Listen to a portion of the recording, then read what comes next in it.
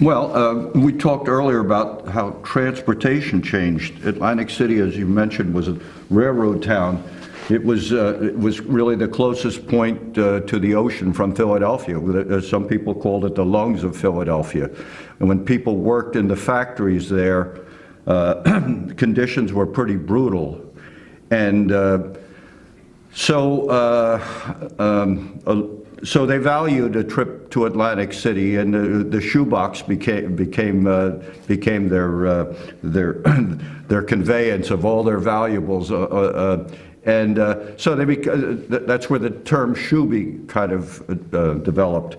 And so for a small fee, they could get an excursion to Atlantic City and get a dip in the cool salt water and some fresh air. And so for a lot of them, it was Sunday, because that was the day when a lot of most of the factories were closed.